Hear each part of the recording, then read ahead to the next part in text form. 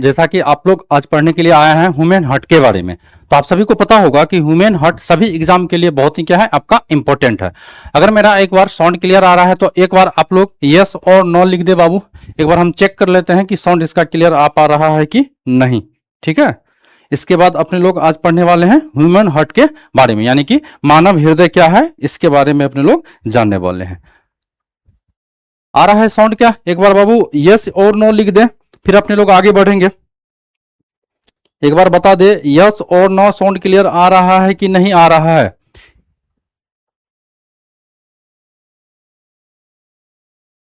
Yes sir लिखे हैं, चलिए बहुत अच्छा।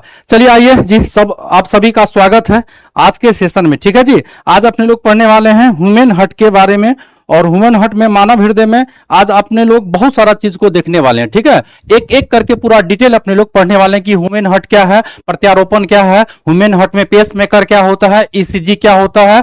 ठीक ठीक, इसके बाद फिर इसका इलाज कैसे किया जाता है, इसका उपचार कैसे किया जाता है, प्रत्यारोपण शुरू में कहां हुआ था, एंड में कहां हुआ था, इस सब के बारे में अपने लोग पूरा डिटेल से पढ़ने वाले हैं। तो सबसे पहले आपको यह समझना पड़ेगा कि एक्चुअली ह्यूमन हार्ट जो है वो एक्चुअली दिखता कैसे है। ठीक है, तो ह्यूमन हार्ट की अगर बात किया जाए सबसे पहले तो देखिए कुछ ऑटो रिक्शा वाले ने इस तरह से ह्यूमन हार्ट को बनाया गया था। ठीक है, लेकिन एक्चुअली इस ह्यूमन हार्ट का एक सिंबॉलिक आप तथ्य देखे होंगे कि शादी विवाह अगर होता है तो देखे होंगे गाड़ी सब में यानी कार सब में जो लड़का लड़की जिसमें बैठ के जाएगा उसमें कुछ इस तरह से जो है आपका ड्रॉ बना हुआ है। लेकिन ये किसी मतलब आप ये कह सकते हैं कि ये किसी साइंटिस्ट ने नहीं ढूंढा है। इस हार्ट को जो है किसी मेरे शायद हिसाब से किसी ऑटो वाले ने या कोई रिक्शा वाले ने हो सकता है ढूंढा होगा। ओरिजिनली हार्ट को आप देखेंगे तो कुछ आपको इस तरह से दिखेगा। ठीक है, और इसको अच्छा से देखेंगे तो आपको कुछ ये हार्ट इस तरह से देखने के लिए मिल जाएगा। तो अब हार्ट के बारे में पहले कुछ कुछ बेसिक चीज अपने लोग जान लेते हैं। जब बेसिक चीज समझ में आ जाएगा तब ये कैसे कार्य करता है, इसमें कैसे इलेक्ट्रॉनिक केमिकल तरंग काम करता है नहीं करता है, इसके पीछे क्या कारण है नहीं कारण है, इस सब को अपने लोग डिटेल से जानने वाले हैं। तो आइए पहले कुछ कुछ इसका बेसिक चीज जान लेते हैं। तो सबसे पहले आप ये समझिए कि एक्चुअली जो अपने लोग का हार्ट होता है यानी कि मानव का जो हार्ट होता है एक्चुअली इस किस उत्तक से बना हुआ होता है। तो आपको याद रखना पड़ेगा कि ये जो हार्ट आपका बना हुआ होता है ये कार्डिक मसल का बना होता है, यानी कि हृदय मांसपेशी से ये मिलकर के क्या होता है बना हुआ होता है। पहला बात। दूसरा बात आपको ये याद रखना पड़ेगा कि एक्चुअली हार्ट पाया कहां जाता है। तो आपको याद रखना है ये पाया जाता है लेफ्ट चेस्ट में। कहां पाया जाएगा? लेफ्ट चेस्ट के मध्य भाग में। ये थोड़ा सा आपका झुका हुआ रहेगा और इसका आकार जो होगा वो कोनिकल होगा, यानी कि शंकु के आकार का होगा या मुट्ठी के आकार का होगा। या तो आप कह लीजिए शंकु के आकार का होगा या नहीं तो मुट्ठी के आकार का होगा। जिस तरह से मुट्ठी को आप मून के इस तरह से दिखा पा रहे हैं ठीक इसी प्रकार से आपको इसका हार्ट का भी क्या आपको डिजाइन देखने के लिए मिलेगा। ठीक है, और इसका अध्ययन क्या कहलाता है? तो इसका अध्ययन आपको याद रखना पड़ेगा, सीधे एग्जाम में पूछ लेगा कभी कभी आपको कि हार्ट का अध्ययन क्या कहलाता है। तो हार्ट का अध्ययन कहलाता है आपका कार्डियोलॉजी कहलाता है। क्या कहलाता है? कार्डियोलॉजी कहला जाता है। अब हार्ट का एक्चुअली मुख्य काम क्या होता है? तो आपको दो बात याद रखना पड़ेगा।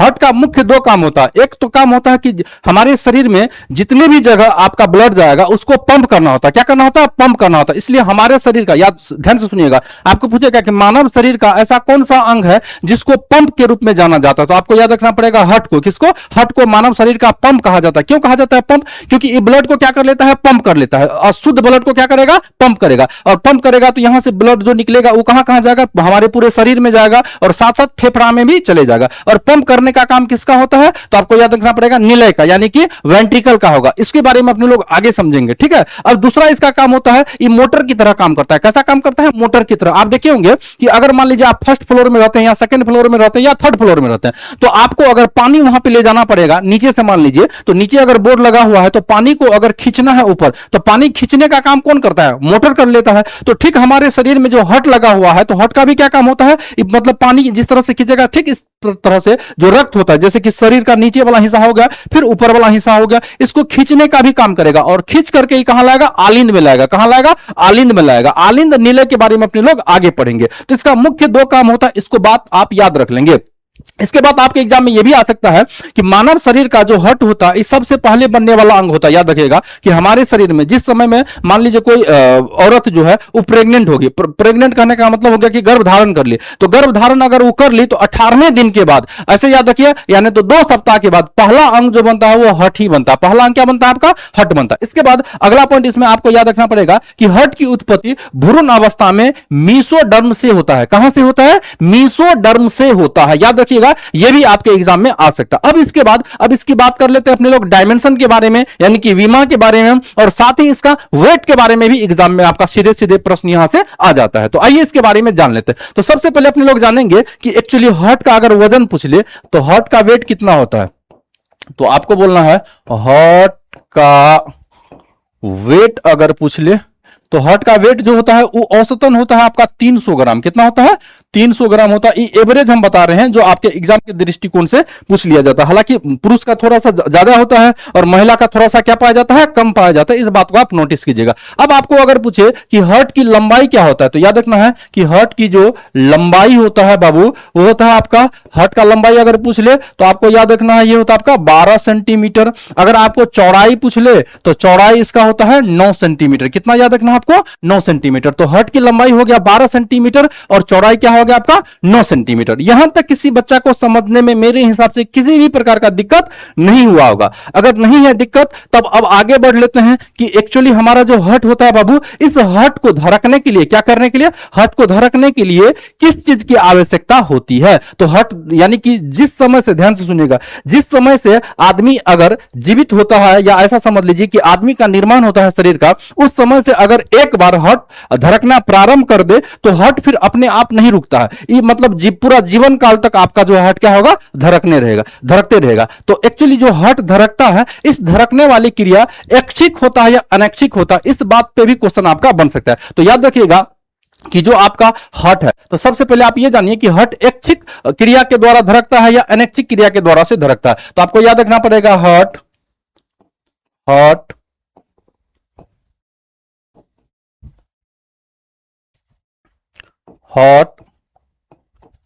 अनैच्छिक क्रिया द्वारा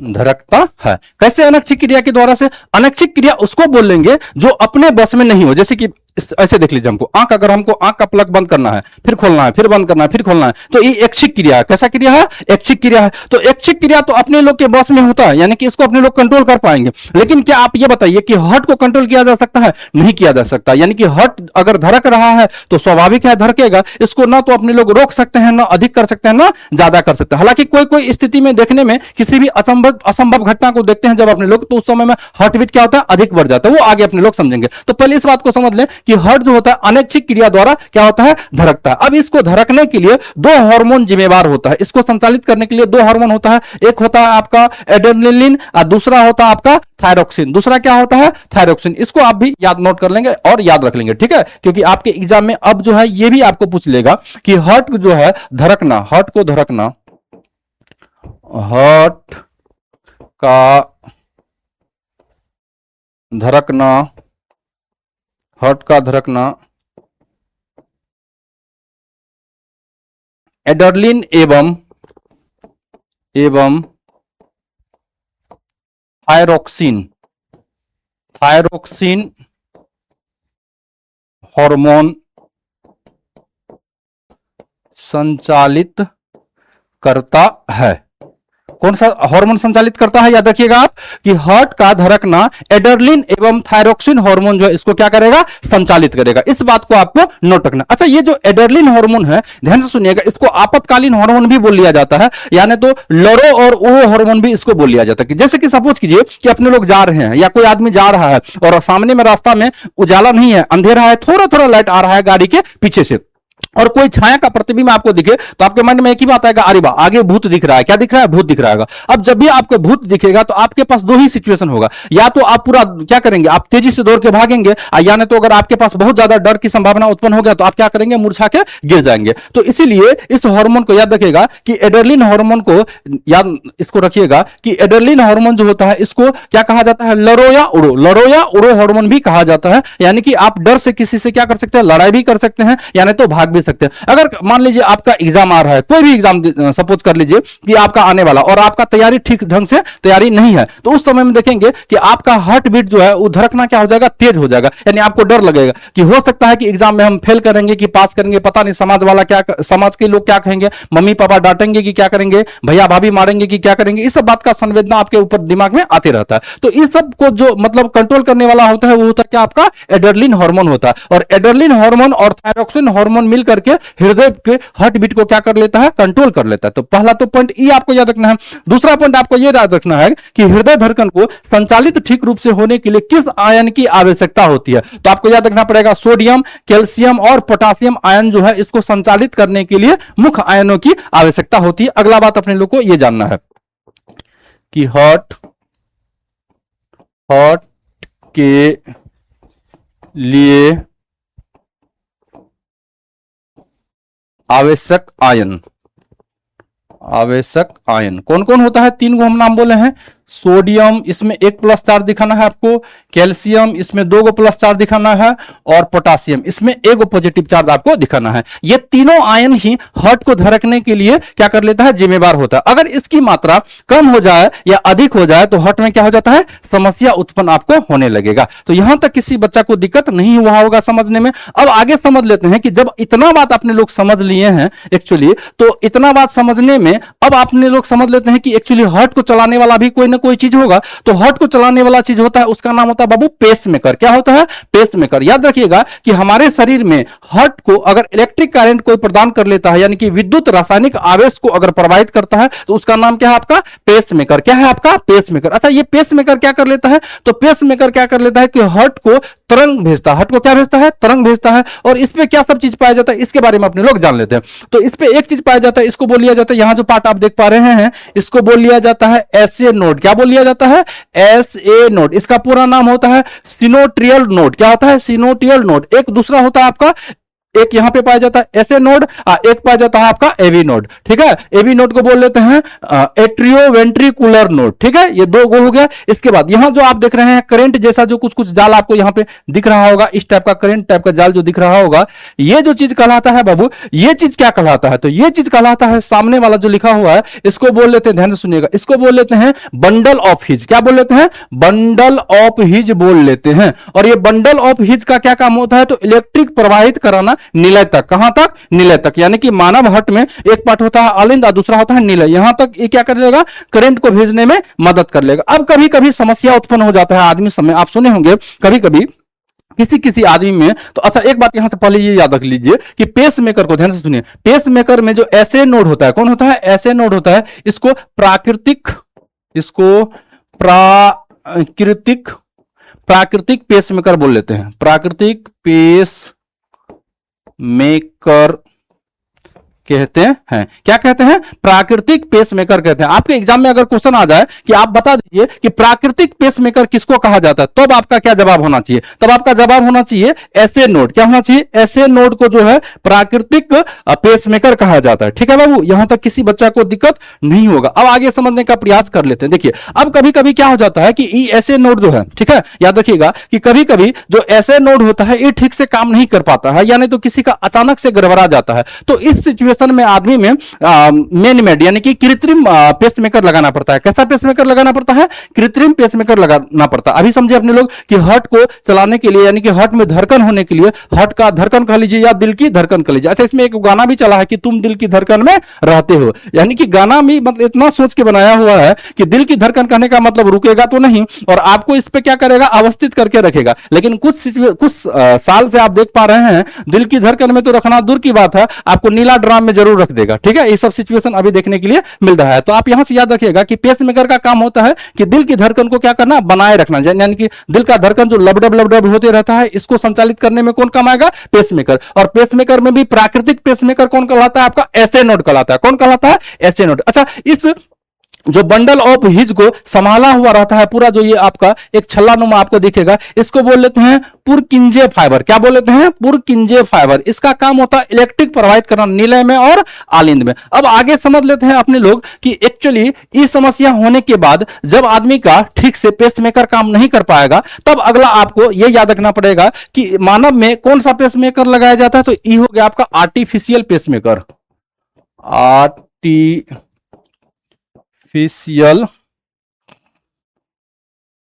पेस मेकर लगाया जाता है, ठीक है। यानी कि इसको बोल लिया जाता है कृत्रिम पेसमेकर। कैसा पेसमेकर बोल लिया जाता है? कृत्रिम पेसमेकर बोल लिया जाता है। जब अपने लोग में यानी कि किसी भी आदमी में उसका नेचुरल पेसमेकर यानी कि ऐसे नोड ठीक से काम नहीं कर लेता है, तो इस सिचुएशन में डॉक्टर क्या कर लेता है, इसके आप ऐसे समझ लीजिए कि इसके आलिंद में, किसमें? इसके आलिंद में, यानी कि ऊपरी वाला जो हिस्सा होता है इसको बोल लिया जाता है आलिंद। इस आलिंद में जो है एक कृत्रिम पेसमेकर जाकर के लगा देता है। इस कृत्रिम पेसमेकर का जो ड्यूरेशन होता है बाबू, वो 10 साल का होता है। कितना साल का होता है?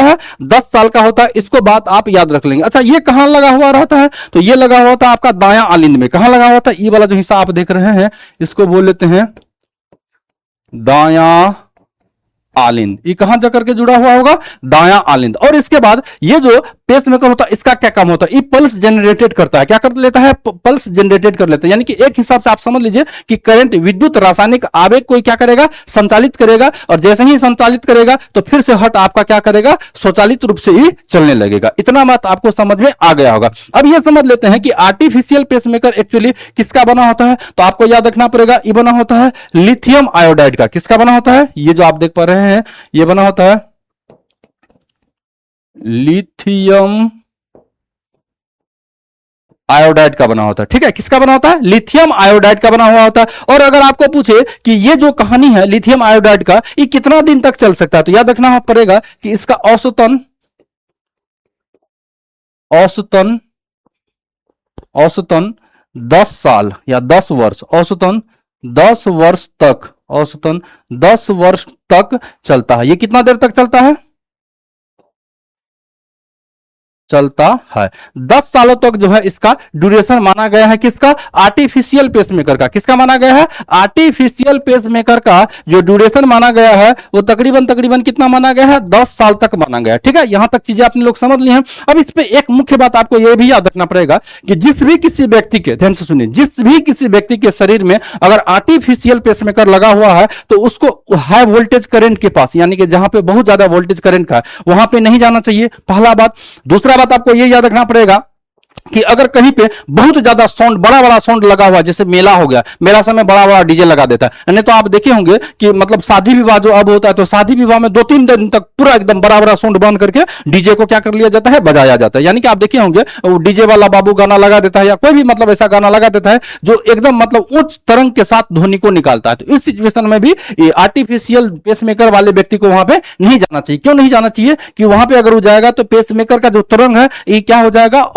अप्राकृतिक रूप से कार्य करने लगेगा, जिसके कारण से इसको जो है मतलब आप समझ लीजिए हार्टबीट या तो अधिक हो सकता है या कम हो सकता है। स्वभावतः अधिक ही होगा, जिसके कारण से व्यक्ति मूर्छित हो सकता है। तो इसको यह भी ध्यान में रखना पड़ेगा, किसको? पेसमेकर वाले को। अब इसमें एक बात आपको यह भी याद रखना पड़ेगा कि कभी कभी आदमी में क्या हो जाता है, अचानक जो है कार्डियल अरेस्ट हो जाता है। क्या हो जाता है? कार्डियल अरेस्ट हो जाता है। अब ये कार्डियल अरेस्ट क्या चीज होता है? तो कार्डियल अरेस्ट का कहने का मतलब यह होगा कि कभी कभी हृदय का जो धड़कन है ये अचानक से रुक जाता है। क्या हो जाता है? अचानक से रुक जाएगा। इस सिचुएशन में जो आपका एसए नोड है, कैसा नोड है? एसए नोड है। अभी जो देखे कि जो आपका एसए नोड है ये ठीक से कार्य नहीं करेगा, ठीक है। इस सिचुएशन में आदमी मूर्छित होकर के गिर सकता है। तो इस सिचुएशन में क्या किया जाता है? तो इस सिचुएशन में आदमी को जो है एक इलेक्ट्रिक शॉक दिया जाता है। कैसा शॉक दिया जाता है? इलेक्ट्रिक शॉक दिया जाएगा। इस तरह से आपको कुछ इलेक्ट्रिक शॉक देखने के लिए मिलेगा। इसको इलेक्ट्रिक शॉक बोल लीजिए, यानी तो इसको डीसी शॉक भी बोल लेते हैं, ठीक है।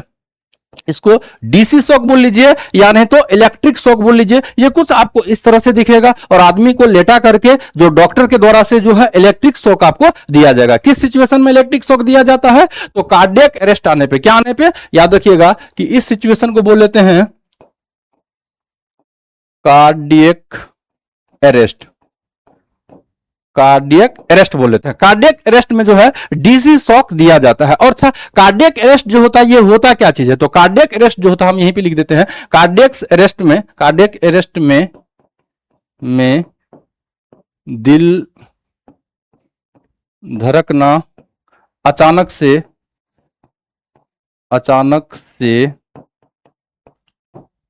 रुक जाता है, अचानक से रुक जाएगा। इसमें ऐसे नोड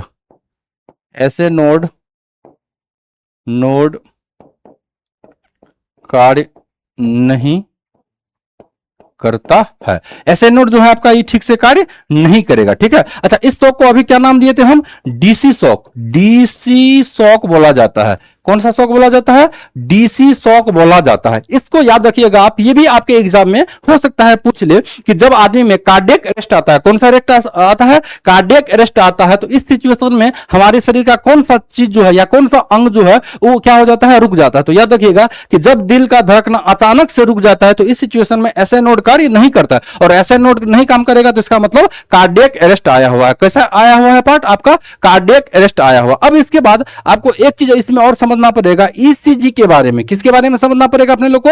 ईसीजी के बारे में समझना पड़ेगा। अच्छा, ईसीजी को समझने से पहले अपने लोग कुछ छोटा छोटा बात जो है और जान लेते हैं, इसके बाद और आगे बढ़ेंगे। तो सबसे पहले अब समझ लेते हैं इसके बाद चेंबर के बारे में। किसके बाद किसके लिए अपने लोग जानेंगे? चेंबर के लिए जानेंगे कि चेंबर जो है हमारे शरीर में कितना पाया जाएगा, शरीर सिर्फ में कितना पाया जाएगा, पक्षी में कितना पाया जाएगा, ठीक है, उभयचर में कितना पाया जाएगा। तो शरीर सिर्फ में जो पाया जाएगा या किसी भी चीज में पाया जाएगा, इससे पहले अपने लोग समझ लेते हैं कि इसमें दो पार्ट पाया जाता है। एक्चुअली चेंबर जो होता है, ध्यान से सुनिएगा, ये मान लीजिए किसी आदमी का हार्ट है, सपोज कि हम आदमी का ही बना रहे हैं, तो इस वाले हिस्सा को, ऊपर वाले हिस्सा को, इसको बोल लेते हैं, याद रखिएगा, ऑरिकल बोल लेते हैं, ऑरिकल बोल लेते हैं। इसको हिंदी में बोल लेते हैं आलिंद, आलिंद।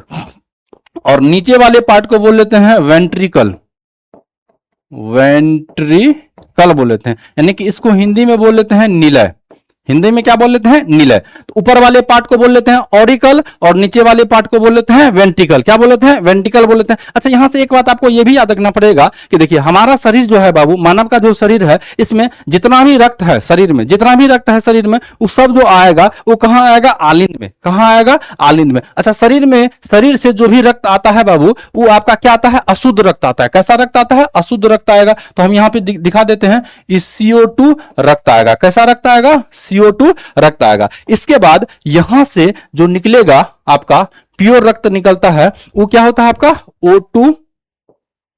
O2 रक्त जो है वो निलय से निकलेगा। कहां से निकलेगा?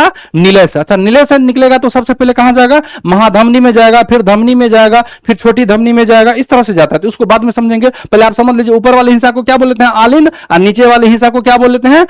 वेंट्रिकल बोल लेते हैं। क्या बोल लेते हैं? वेंट्रिकल बोल लेते हैं। इसका काम होता है कि हार्ट को 4 भाग में बांटे। कितना भाग में बांटे? 4 भाग में बांटे। जैसा कि आप लोग सुने होंगे, सपोज कीजिए कि कोई घर है अपने लोग का, अगर इस घर में अपने लोग क्या कर लेते हैं? सबसे पहले बीम कसते हैं, बीम कसने के बाद फिर क्या करते हैं? उस पे पिलर देते हैं, पिलर देने के बाद छत देते हैं, छत के बाद फिर देखिएगा बीच बीच में अपने लोग दीवार जोड़ देते हैं। तो दीवार का क्या काम होता है? कमरा को अलग अलग गिराना। इसी तरह से जो हार्ट होता है, इस हार्ट को भी अलग अलग पार्टों में गिराना। देखिए हार्ट को भी क्या करता है? अलग अलग पार्ट में ये क्या करेगा? बांट के रखता है। इसीलिए इसका जो काम होता है, ये हार्ट को अलग अलग बांट करके रखेगा। तो सबसे पहले समझते हैं मछली में। तो पहला समझिए मछली।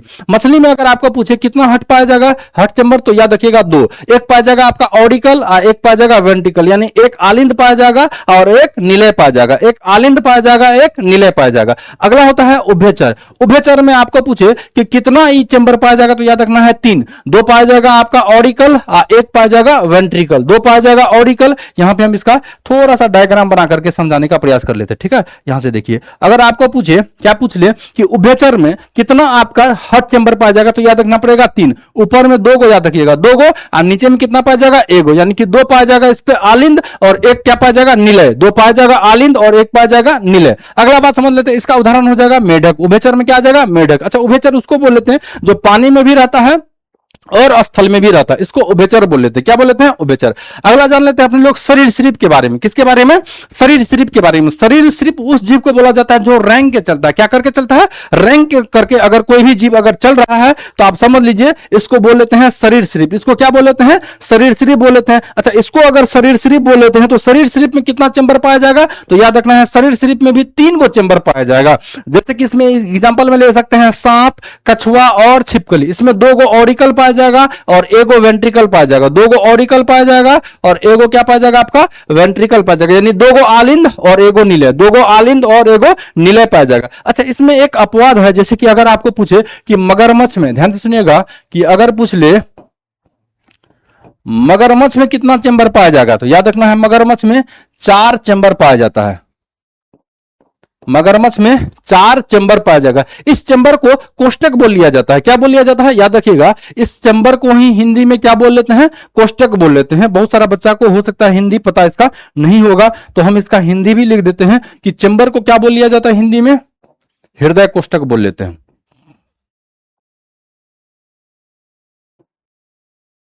हृदय कोष्टक, चेंबर को हिंदी में क्या बोल लीजिएगा, हृदय कोष्टक बोल लेते हैं। तो अभी अपने लोग जाने कि मगरमच्छ में कितना चेंबर पाया जाएगा, 4 चेंबर पाया जाएगा। अब आते हैं आगे पक्षी में, पक्षी में बोल दे और मेमल्स में बोल दे। ध्यान से सुनिए, पक्षी और मेमल्स में अगर आपको पूछे कि कितना चेंबर पाया जाएगा, तो पक्षी में भी 4 चेंबर्स पाया जाएगा और स्तनधारी इसमें अगर 4 चेंबर पाया जाएगा तो 2 गो ऑरिकल यानी आलिंद और 2 गो क्या पाया जाएगा आपका निलय, 2 गो आलिंद और 2 गो क्या पाया जाएगा आपका निलय पाया जाएगा। अगला होता है आपका स्तनधारी यानी कि मेमल्स होता है। तो मेमल्स में कौन आता है, अपने लोग आ जाते हैं। तो मेमल्स में अगर अपने लोग आ जाते हैं यानी कि मानव आ जाएगा, गाय भैंस कुत्ता बकरी, ये सब जो है किसमें आएगा, मेमल श्रेणी में आएगा। तो मेमल श्रेणी में जो आएंगे अपने लोग, इसमें 4 गो चेंबर पाया जाएगा। कितना चेंबर पाया जाएगा, 4 गो, 2 गो आलिंद पाया जाएगा और 2 गो निलय, 2 गो आलिंद 2 गो निलय पाया जाएगा। अगला होता है आपका सबसे खतरनाक जो चेंबर पाया जाएगा वो कॉकरोच में पाया जाएगा, यानी कि तिलचट्टा में। किसमें, तिलचट्टा में। तिलचट्टा में बाबू 13 गो चेंबर पाया जाता है। कितना टोटल चेंबर पाया जाएगा, 13 गो चेंबर आपको देखने के लिए मिल जाएगा तिलचट्टा में। तो चेंबर के बारे में अपने लोग जान लिए। अब आगे समझने का प्रयास कर लेते हैं अपने लोग एक्चुअली ईसीजी के बारे में। किसके बारे में, ईसीजी के बारे में। जब धड़कन देख लिए कि दिल का धड़कन किस तरह से धड़कता है और कैसे होता है, इसके बारे में अगर जान लिए अपने लोग, तो अब समझते हैं अपने लोग ईसीजी के बारे में कि एक्चुअली ईसीजी क्या होता है। तो आइए सबसे पहले समझ लेते हैं कि ईसीजी का मतलब क्या होता है। तो देखिए, ये जो ग्राफ आप देख पा रहे हैं, इसी ग्राफ को बोल लिया जाता है ईसीजी। ईसीजी, इसका पूरा नाम होता है इलेक्ट्रोकार्डियोग्राफ। क्या होता है, इलेक्ट्रोकार्डियोग्राफ। इसका पूरा नाम याद रखिएगा, इलेक्ट्रोकार्डियोग्राफ। अगर किसी बच्चा को दिक्कत हो तो हम इसमें नाम लिख देते हैं, ठीक है। चलिए लिख देते हैं इलेक्ट्रो, इसका पूरा नाम होता है इलेक्ट्रो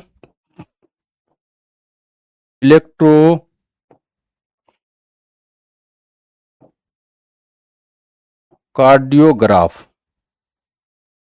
अब ये क्या बला है, तो देखिए, इसके मदद से ध्यान से सुनिए, इसके मदद से जो हृदय का आवेग होता है, यानी कि हृदय का जो कंपन वेग होता है, इस वेग को क्या किया जाता है, दर्शाया जाता है, देखा जाता है। इसमें टोटली आप देखेंगे तो आपको कुछ इस तरह से लेटर लिखा होगा। एक होगा पी, दूसरा होता है क्यू, तीसरा होता है आर, चौथा होता है एस और पांचवा होता है आपका टी। अब इन सबका अलग अलग रेंज है बाबू, ठीक है। इस रेंज को कैसे आप समझेंगे, तो देखिए, पी का जो काम होता है, ध्यान से सुनिए, जो आपका पी होता है, ये पी जो दिखा देता है, किसको दिखाएगा, ये दिखाता है निलय को। किसको, निलय विध्रुवन को, निलय विध्रुवन को दिखाएगा, ठीक है। इसके बाद अगर बात करें कि आर किसको दिखाता है, तो आर जो है, ध्यान से सुनिए, आर जो है किसको दिखा लेगा, ये दिखाता है इसको आलिंद को। किसको, आलिंद को। सॉरी, उल्टा लिख दिया हम, क्या नीले लिख दिए क्या, नहीं, ये दिखाता है आपको आलिंद,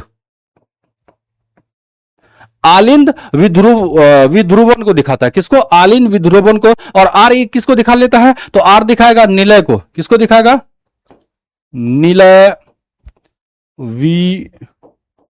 विध्रुवन को दिखाएगा। कौन दिखाता है आपका, आर दिखाता है। इसके बाद आप ये समझिए, क्या समझिए कि जो आपका एक्चुअली क्यू, ध्यान से सुनिए, यहां देखिए क्यू, इसके बाद है आपका आर, आर के बाद क्या दिख रहा होगा आपको, एस, आर के बाद क्या दिख रहा होगा, एस। 3 को पॉइंट आप देखिए, क्यू, इसके बाद आर और एस। हम यहां से लिख भी देते हैं क्यू आर एस। ये दिखाता है आपको सम्मिश्र, याद रखिएगा, सम्मिश्र निलय, सम्मिश्र निलय अध्रुवन को, ध्रुवन को। किसको दिखाएगा, सम्मिश्र निलय अध्रुवन को दिखाता है क्यू आर एस। कौन दिखाएगा, क्यू आर एस। अब डॉक्टर इसी की सहायता से देखिए, जैसे कि ये आदमी लेटा हुआ है, इसको बोल लिया जाता है लीड। इस छाती में क्या लगा देता है, लीड लगा देता है। और लीड लगाने के साथ यहां पे एक आपका टीवी जैसा जो दिख रहा होगा, इसको मॉनिटर बोल लिया जाता है, या जो भी बोलिए डॉक्टरी भाषा में। इसके सहायता से इस ग्राफ को क्या कर लिया जाता है, देखा जाता है। ये ग्राफ आपको कुछ इस तरह से देखने के लिए मिलेगा, ठीक है। इस तरह से देखने के लिए मिलेगा। अगर ये ग्राफ को अगर देखना चाहेंगे तो कुछ आपको ये इस तरह से देखेगा। अगर ये ग्राफ कभी कभी आप सिनेमा उनेमा अगर फिल्म देखते होंगे तो कभी कभी ग्राफ जो है कुछ इस तरह से चलते चलते चलते ये क्या हो जाता है, आपका प्लेन हो जाता है। अगर प्लेन हो गया तो उस सिचुएशन में जो है आप मतलब कोई भी पेशेंट जो है वो क्या कर जाएगा, डेथ कर जाएगा। तो इस सिचुएशन में चाहे डॉक्टर खुराना हो या पुराना हो, उस पेशेंट को कभी भी बचा नहीं पाएगा। क्यों नहीं बचा पाएगा? क्योंकि उसका हृदय वेग जो है, क्या है आपका हृदय वेग जो है वो क्या हो गया, खत्म हो गया। अब हृदय वेग जैसे ही खत्म हो जाएगा तो आप ही बता दीजिए क्या वो आदमी बच पाएगा? तो आपका जवाब होगा नहीं बच पाएगा, क्योंकि उस पर हृदय वेग बचा ही नहीं है। यहां तक किसी बच्चा को समझने में दिक्कत नहीं होगा। अब इस पे एक क्वेश्चन और बन लेता है कि एक्चुअली इसका जो खोज है वो किसने किया था? तो आपको याद रखना पड़ेगा बाबू, इसका जो खोज किया था वो किया था विलेम एंथोवन ने। किसने किया था? विलेम, इसका खोज जो है, खोज जो है वो किया था विलियम, तेरी कहो विलियम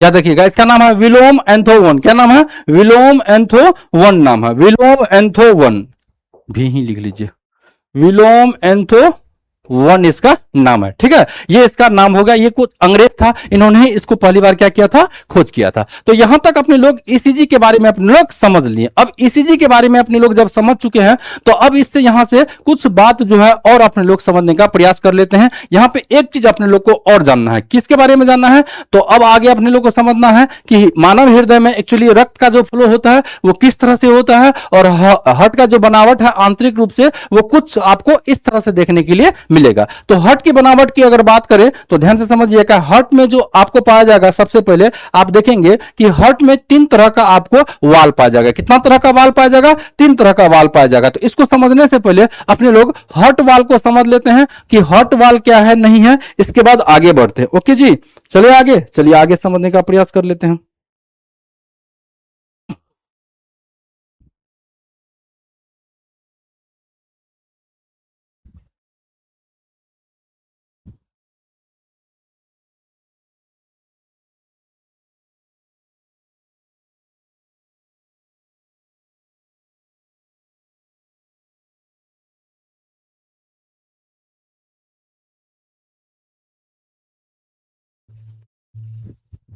चलिए यहां तक किसी, हेलो सर है, अच्छा बाबू पढ़ लें तब हेलो हाय होते रहेगा। यहां तक आई होप किसी बच्चा को समस्या नहीं होगा। अब आगे इसका मुख्य बात अपने लोग समझने का प्रयास कर लेते हैं। अब देखिए कि अभी हम आपको क्या बताएं कि जो हर्ट होता है, अब इसको प्रोटेक्ट करने वाला भी कुछ ना कुछ चाहिए होता है। तो हर्ट को प्रोटेक्ट करने के लिए, यानी कि बाहरी आघात से बचाने के लिए, या किसी भी जीव जंतु सॉरी किसी भी बैक्टीरिया से या किसी भी फंगस से बचाने के लिए पेरिकार्डियम नाम का एक झिल्ली पाया जाता है। इसके अंदर पेरिकार्डियम फ्लूइड पाया जाता है। अब इसको शांति से एक बार समझिए, हम इसको जो है वही ऑटो वाला हर्ट को बना करके आपको समझाने वाले हैं। ठीक है जी, ये आपको कुछ ऑटो टाइप का हर्ट जो है, या शादी विवाह में अब लगन, अगर आप लोग का अगर नौकरी हो गया आप लोगों को और सिलेक्शन आपका हो गया तो शादी विवाह तो जरूरी होगा आप लोग का। तो आप देखेंगे गाड़ी में जो है आपको कुछ इस तरह से जो है हर्ट बनाया हुआ होता है। ठीक है, हम इसको एक झिल्ली से घेर देते हैं, पेरिकार्डियम नाम का झिल्ली से, और इसके अंदर जो है हम लिक्विड भर देते हैं। याद रखिएगा, ये जो लिक्विड है इसको बोल लिया जाता है पेरिकार्डियम फ्लूइड। क्या बोल लिया जाता है? Pericardium fluid. इसमें बहुत सारा पेरिकार्डियम फ्लूइड जो है हम भर देते हैं।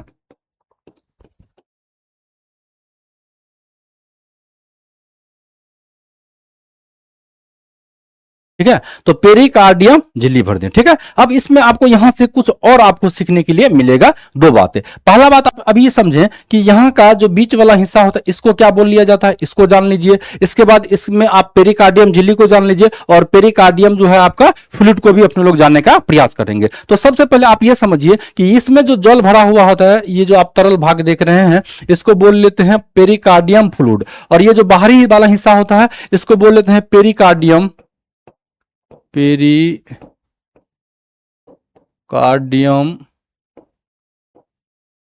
Pericardium membrane, membrane. ठीक है, इसको हिंदी में बोल लेते हैं पेरिकार्डियम झिल्ली। हम हिंदी भी लिख देते हैं, पेरिकार्डियम झिल्ली, पेरिकार्डियम क्या बोल लेते हैं, झिल्ली बोल लेते हैं। और इसमें जो ये लिक्विड भरा हुआ है, इस लिक्विड को क्या बोल लेते हैं, पेरिकार्डियम फ्लूइड। क्या बोल लीजिएगा, पेरिकार्डियम फ्लूइड बोल लेते हैं, या पेरिकार्डियल बोल लीजिए या पेरिकार्डियल बोल लीजिए, दोनों का मतलब एक ही होता है।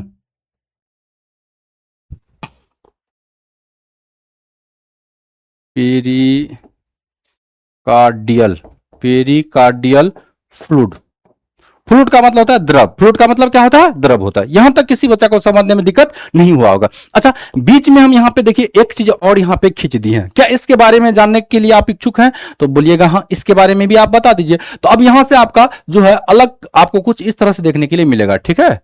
आप देखिए यहां से कुछ इस तरह से हम घेर दिए, या ये थोड़ा ऊपर चले गया, इसको थोड़ा और नीचा हम कर देते हैं, ठीक है जी। अब ध्यान से सुनिए, जैसे इस हट को आप देख रहे हैं बाबू, हट होता है 3D, हट क्या होता है 3D।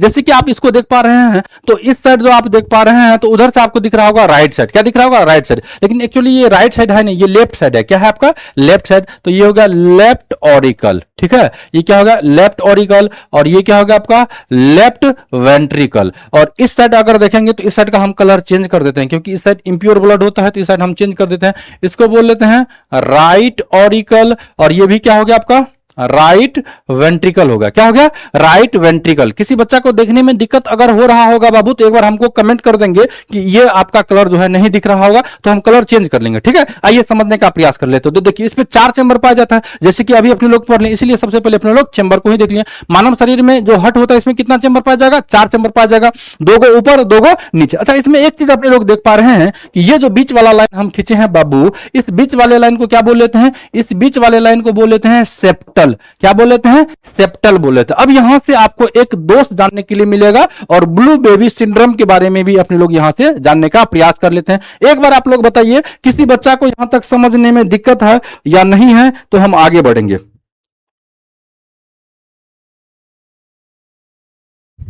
ठीक है। अच्छा, यहां से एक बात और नोट कर लीजिए कि जो वेंट्रिकल वाला हिस्सा होता है, क्या होता है, वेंट्रिकल वाला जो हिस्सा होता है, ये ऑरिकल से बड़ा होता है। हम यहां लिख देते हैं कि वेंट्रिकल जो होता है, वेंट्रिकल जो होगा वो ऑरिकल से हमेशा बड़ा होगा। भी का मतलब हो गया वेंट्रिकल, यानी कि निलय। ये नीचे वाला हिस्सा क्या कहलाता है आपका, निलय कहलाता है, निलय। और ऊपर वाला हिस्सा तो पता है आपको, आलिंद कहलाता है। क्या कहलाता है, आलिंद कहलाता है। तो निलय वाला जो हिस्सा है वो हमेशा आलिंद से बड़ा होगा, हमेशा आलिंद से क्या होगा, बड़ा होगा। इतना बात किसी को बच्चा को दिक्कत नहीं।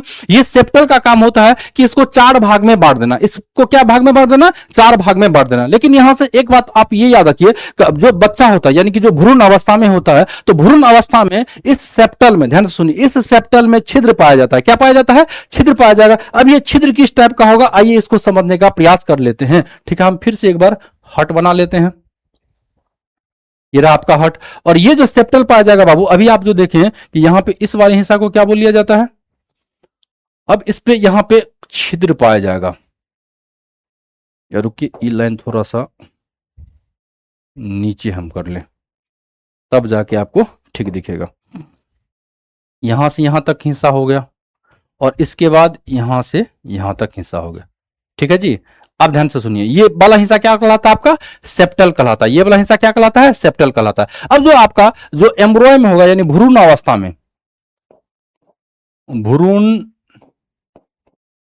अवस्था में सेप्टल में छिद्र पाया जाता है। सेप्टल में क्या पाया जाएगा, छिद्र पाया जाता है।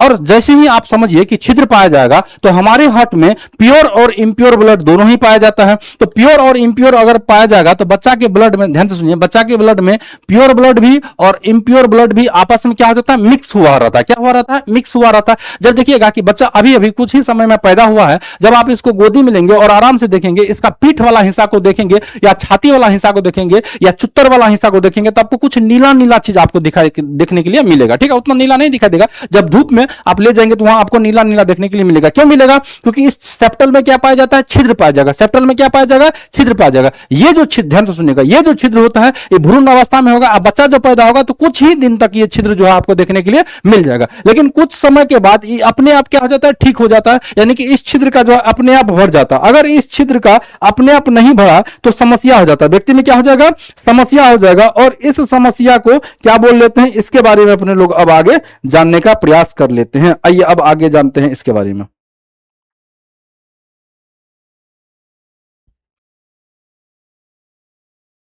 बोलिए जी बाबू लोग, यहां तक किसी बच्चा को दिक्कत?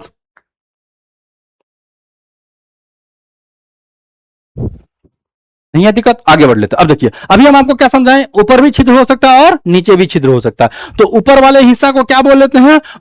ऊपर वाले हिस्सा को बोल लेते हैं ऑरिकल, और नीचे वाले हिस्सा को क्या बोल लेते हैं? वेंट्रिकल। जब यहां छिद्र पाया जाएगा तो इस वाले रोग को ध्यान से सुनिएगा, इस वाले रोग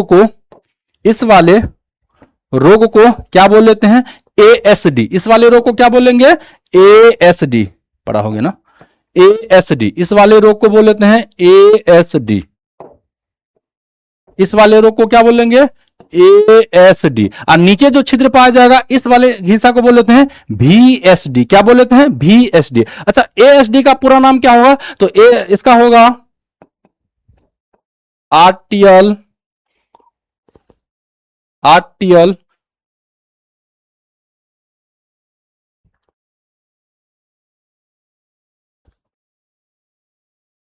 सेप्टल डिफेक्ट। इसका क्या नाम हो जाएगा पूरा? Ventricular septal defect. ये इसका पूरा नाम होता है। ठीक है, अब ध्यान से सुनिए, बच्चा में तो ये भ्रूण अवस्था में तो ये छिद्र पाया जाएगा, लेकिन कुछ दिन के बाद अगर बच्चा पैदा होगा तो उसका भी इस सेप्टल में क्या पाया जाता है? छिद्र पाया जाता है। लेकिन जैसे ही आदमी बड़ा होते चले जाता है, क्या अपने लोग में ये छिद्र पाया जाएगा? नहीं पाया जाएगा। अच्छा, एक बात याद रखिएगा, एक हीरोइन थी बहुत पहले, जो आप लोग शायद जानते भी होंगे या नहीं भी जानते होंगे, मधुबाला का नाम आप लोग सुने होंगे शायद। मधुबाला जो हीरोइन थी, उसकी भी सेप्टल में क्या था? छिद्र था। इसी को बोला जाता है दिल में छिद्र। क्या? दिल में छिद्र बोल लिया जाता है। इसी रोग को क्या बोल लिया जाता है? दिल में छिद्र बोल लिया जाता है। अच्छा, ये अगर बड़ा होने पे ठीक नहीं हो पाता है तो इसी रोग को बोल लिया जाता है एएसडी, यानी तो क्या बोल लिया जाता है? वीएसडी। अगर ये बड़ा नहीं होगा तो डॉक्टर इसको क्या कर लेता है, मतलब एक जगह होता है, ठीक है, एक जगह पाया जाता है, उस जगह पे क्या कर लिया जाता है? यहाँ पे होल पे एक नेट नुमा जाल का जो है परत जो है, ये क्या कर लिया जाता है? डॉक्टर सर्जरी से इसको अंदर में डाल लिया जाता है, तो बच्चा क्या हो जाता है? बच जाता है। लेकिन जिस समय में मधुबाला मतलब डेथ हुई थी, उस समय में इतना टेक्निकल जो है क्या हुआ था, मतलब डॉक्टरी विभाग में भी टेक्निकल डेवलप नहीं हुआ था, और टेक्निकल डेवलप नहीं हुआ था तो आप समझ लीजिए कि उस समय में जो है मधुबाला का क्या हो गया था? डेथ हो गया। तो आई होप कि सेप्टल के बारे में आपको चीजें समझ में आ गया होगा कि बच्चा में किस तरह से होता है, नहीं होता है, इस सब चीज के बारे में अपने लोग समझ लिए। ठीक है, तो सेप्टल में भी आपको दो तरह का सेप्टल डिजीज पाया जाएगा। एक पाया जाएगा आपको एएसडी, इसको बोल लेते हैं आर्टियल सेप्टल डिफेक्ट, और दूसरा होता है वीएसडी, वेंट्रिकुलर सेप्टल डिफेक्ट। ठीक है जी, यहां तक किसी बच्चा को दिक्कत मेरे हिसाब से नहीं होना चाहिए। अगर है तो आप कमेंट करके हमसे पूछ सकते हैं। ठीक है, अब आइए, अब ध्यान से सुनिए, कभी कभी क्या होता है कि ये जो रोग जो है, ध्यान से सुनिए, इस सेप्टल वाला जो रोग है, इस सेप्टल छिद्र जो हो जाता है, इसी छिद्र को कभी कभी ब्लू बेबी भी बोल लिया जाता है। क्यों? क्योंकि ब्लू बेबी इसलिए बोल लिया जाता है कि इस सिचुएशन में जो बच्चा होता है, जो बड़ा बच्चा हो जाता है, यानी 8-10 साल का मान लीजिए, उस समय में बच्चा का जब आप शरीर देखेंगे तो नीला पड़ने लगता है। होंठ सबसे जल्दी नीला होगा, इसके बाद उंगली नीला हो जाएगा, इसके बाद इसका नाखून भी नीला हो जाता है। अच्छा, ये दो रीजन के कारण से होता है। पहला तो एगो आपका इस छिद्र के कारण से हो सकता है, दूसरा और हो जाता है कि अगर कोई बच्चा नाइट्रेट वाला पानी पी लेता है। कैसा पानी पी लेता है? नाइट्रेट वाला। याद रखिएगा कि नाइट्रेट वाला पानी से ब्लू बेबी सिंड्रोम रोग हो जाता है। ब्लू बेबी सिंड्रोम होता है। ब्लू बेबी सिंड्रोम में वही सिचुएशन अभी जो आपको हम बताएं कि होठ नीला हो जाएगा, इसके बाद इसका नाखून भी क्या हो सकता है? नीला हो सकता है। अच्छा, इस सिचुएशन को क्या ठीक किया जा सकता है? तो बिल्कुल ठीक किया जा सकता है, अगर समय में इसका इलाज कराया जाए। क्या किया जाए? इलाज कराया जाए, यानी कि मिथिलिन ब्लू इसमें दवाई दिया जाता है। याद रखिएगा, इस पे आपको एग्जाम में अगर पूछ ले कि ब्लू बेबी सिंड्रोम को कौन सा दवाई दिया जाता है, तो याद रखना आपको मिथिलिन, इसमें मेडिसिन जो दिया जाता है मिथिलिन ब्लू दवाई एवं O2 थेरेपी, ऑक्सीजन की थेरेपी, O2 थेरेपी दिया जाता है। क्यों दिया जाता है O2 थेरेपी? क्योंकि इस सिचुएशन में, किस सिचुएशन में, जब कोई भी बच्चा जो है नाइट्रेट वाला पानी पी ले लेता है या नाइट्रेट से क्या हो जाता है, वो प्रभावित हो जाता है, तो उस सिचुएशन में उस बच्चा को जो है मिथिलिन ब्लू नाम का दवाई दिया जाता है, या इसी को क्या किया जाता है, O2 थेरेपी दिया जाता है। क्यों? क्योंकि जैसे ही वो नाइट्रेट वाला पानी पिएगा तो उसके शरीर में यानी कि जो पानी जाएगा वो क्या कर लेता है, ऑक्सीजन की प्रवाह को कम कर देता है। यानी ऑक्सीजन, जैसे अपने लोग सांस लेते हैं तो ऑक्सीजन हमारे साथ जाता है, और ऑक्सीजन की प्रवाह को क्या कर देगा, कम कर देगा। और ऑक्सीजन की प्रवाह को अगर ये कम कर देगा तो समझ लीजिए उसमें बहुत ज्यादा क्या हो जाएगा, उसको समस्या हो सकता है। तो आई होप कि सेप्टल डिजीज के बारे में भी अपने लोग समझ चुके हैं। अब अपने लोग समझ लेते हैं कि जो आपका हार्ट पाया जाएगा, याद रखिएगा हार्ट में 3 तरह का वाल्व पाया जाएगा, ठीक है। पेरिकार्डियम पाया जाएगा, ठीक। किसी बच्चा को याद है कि हार्ट में कितना तरह का वाल्व पाया जाएगा, तो हार्ट में पाया जाता है आपको 3 तरह का वाल्व पाया जाएगा। इस बात को हमेशा याद रखिएगा। एक पाया जाता है एपिकार्डियम, मायोकार्डियम और एंडोकार्डियम। हार्ट में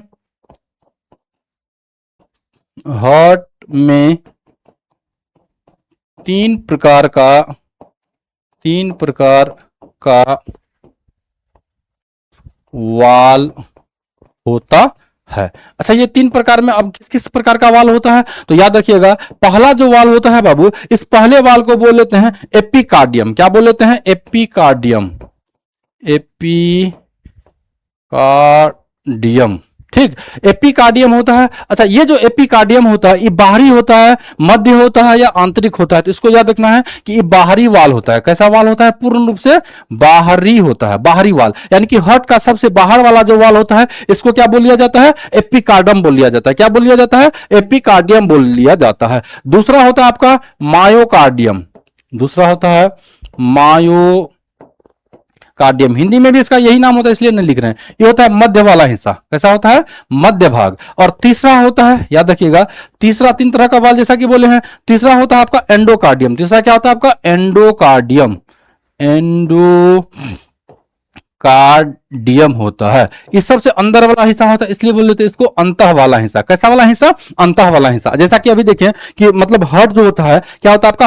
हार्ट को प्रोटेक्ट करने के लिए 2 चीज पाया जाता है। पहला पाया जाएगा आपका पेरिकार्डियम मेम्ब्रेन, यानी कि पेरिकार्डियम झिल्ली पाया जाएगा। ये हार्ट को क्या करेगा? बाहरी आघात से, किससे? बाहरी आघात से रक्षा करेगा। जैसे मान लीजिए कोई आदमी अचानक गिर गया, थोड़ा सा गिरा, मतलब एक्सीडेंट नहीं हुआ, तो उस सिचुएशन में हार्ट को प्रोटेक्ट कौन करेगा? पेरिकार्डियम झिल्ली। इसके अंदर में लिक्विड पाया जाएगा, जो पाया जाएगा आपका पेरिकार्डियल फ्लूइड पाया जाएगा। ये इसको टेम्परेचर से भी क्या कर लेता है? निदान कराने का काम कर लेता है। या बाहरी शरीर से जैसे मान लीजिए कोई बैक्टीरिया अंदर चलेगा या कुछ चलेगा, इसको भी मतलब बचा करके कौन रखेगा आपका? तो पेरिकार्डियल फ्लूइड रखने का कार्य कर लेता है। यहां तक आप चीजें समझ गए हैं। अब इसके बारे में, इसमें 3 लेयर पाया जाएगा। हार्ट जो होता है, सपोज कीजिए कि ये आपका हार्ट रहा, ठीक है, और इस हार्ट में 3 तरह का लेयर पाया जाएगा। 1 2 3 तरह का इस तरह से कुछ लेयर पाया जाएगा। पहला लेयर का क्या नाम है? एपिकार्डियम। दूसरा का क्या है नाम है आपका? मायोकार्डियम। और तीसरा का क्या नाम है आपका? एंडोकार्डियम। क्या है जी? एंडोकार्डियम। ये तीनों ही वाल जो है इस हार्ट को प्रोटेक्ट करने का कार्य करेगा। अब अपने लोग इंटरनली समझते हैं, ठीक है, ये तो बाह्य रूप से समझ लिए।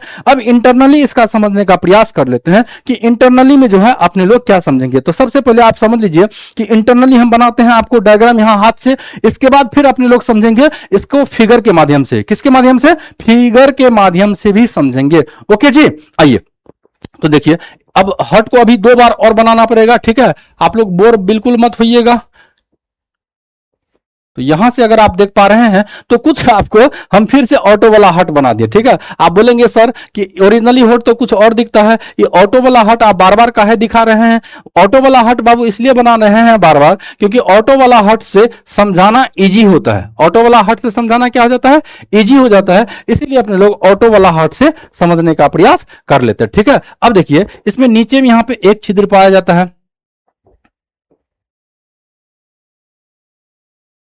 आप लोग एक बार देख लेंगे, ठीक है। इसके बाद तो वीडियो तो आपके पास अवेलेबल रहेगा ही, तो आप इसको बना सकते हैं। एगो छिद्र यहां पे पाया जाएगा, एगो छिद्र आपको यहां पे पाया जाएगा। अच्छा, अभी देखें कि बीच में आपका क्या पाया जाता है? सेप्टल पाया जाएगा। बीच में क्या पाया जाएगा? सेप्टल पाया जाएगा। बीच में सेप्टल तो पाया जाएगा, लेकिन यहां पे कुछ इस तरह से जो आपको एक वाल लगा हुआ होगा, ठीक है जी। और इसके बाद यहां भी कुछ इस तरह से एक वाल लगा हुआ होता है। अब इस वाल का कुछ नाम होता है, इस वाल का क्या होता है बाबू, कुछ नाम होता है। अच्छा, आलिन वालिन में तो अब किसी को दिक्कत नहीं ना है, मेरे हिसाब से नहीं होना चाहिए, ठीक है। अब इस वाल में भी कुछ नाम होता है। अब आइए इस वाल का नाम जानने का प्रयास कर लेते हैं। ये वाला जो हिस्सा आप देख रहे हैं बाबू, इस वाले हिस्सा को याद रखिएगा, क्या बोल लेते हैं, इस वाले हिस्सा को बोल लेते हैं महाधमनी। क्या बोल लेते हैं, महाधमनी। और इसको बोल लेते हैं फुसफुस धमनी। क्या बोल लेते हैं, फुसफुस धमनी। अच्छा, इसके बारे में बाद में जानेंगे, मेनली अपने लोग को यहां से जानना है। इसको बोल लेते हैं इस वाले जो हॉल को देख पा रहे, धत्तेरी का हो, इस वाले हिस्सा को जो आप देख पा रहे हैं, इसको बोल लेते हैं द्विकपाट। इसको क्या बोलिएगा, द्विकपाट, ठीक। और इसको बोल लेते हैं त्रिकपाट, त्रिकपाट, त्रिकपाट। और यहां पे एक छोटा सा वाल पाया जाएगा, इसको बोल लेते हैं अर्धचंद्र कपाट। इसको याद रखना पड़ेगा, अर्धचंद्र कपाट बोल लेते हैं, ठीक है जी। तो यहां से अपने लोग तीन तरह का चीज जानने के लिए मिला। एक आपका द्विकपाट, तीसरा होता है त्रिकपाट, सॉरी दूसरा होता है त्रिकपाट, और तीसरा होता है अर्धचंद्र कपाट। अच्छा, एक बार आप यहां से फिर से लिख दें, इसको बोल लेते हैं लेफ्ट ऑरिकल, इसको बोल लेते हैं राइट ऑरिकल। ये होता है आपका फिर राइट वेंट्रिकल और लेफ्ट वेंट्रिकल। कैसा है वेंट्रिकल, लेफ्ट वेंट्रिकल। याद रखिए, लेफ्ट वाला हिस्सा में आपका प्योर ब्लड पाया जाएगा और राइट वाला हिस्सा में आपका इम्प्योर ब्लड पाया जाएगा। कैसा ब्लड पाया जाएगा, इम्प्योर ब्लड पाया जाएगा। इसको भी हम नोट कर देते हैं ताकि और अच्छा से आपको समझने में आए। इस वाले हिस्सा में आपका जो है प्योर ब्लड होता है, प्योर ब्लड बोले तो O2। और इस वाले हिस्सा में आपका पाया जाएगा इम्प्योर ब्लड, इम्प्योर ब्लड पाया जाएगा। इम्प्योर बोले तो CO2 रहित। कैसा, CO2 युक्त ब्लड जो है आपको इस तरह से देखने के लिए मिल जाएगा। तो बताइए जी, यहां तक आपको किसी बच्चा को दिक्कत है, द्विकपाट, त्रिकपाट, और हम तब तक कमेंट देख लेते हैं, द्विकपाट, त्रिकपाट और आपको अर्धचंद्र कपाट के बारे में किसी बच्चा को दिक्कत है, बताइए। नहीं होना चाहिए दिक्कत। आइए आप जान लेते हैं। अब देखिए, अभी जो बताएं कि इसको क्या बोल लेते हैं, इसको बोल लेते हैं एरोटा। रुक, इसका कलर हम चेंज कर दें थोड़ा सा देखने में ठीक लगे। इसको बोल लेते हैं एरोटा, एरोटा, यानी इसको बोल लेते हैं हिंदी में महाधमनी, महाधमनी, ठीक। दूसरा होता है यहां ये वाला जो हिस्सा देख रहे हैं, ये जो आपका होल दिख रहा होगा, इसको बोल लेते हैं फुसफुस धमनी, फुसफुस धमनी। फुसफुस धमनी को इंग्लिश में बोल लेते हैं पल्मनरी आर्टरी। क्या बोल लेते हैं, पल्मनरी आर्टरी बोल लेते हैं, पल्मनरी आर्टरी बोल लेते हैं।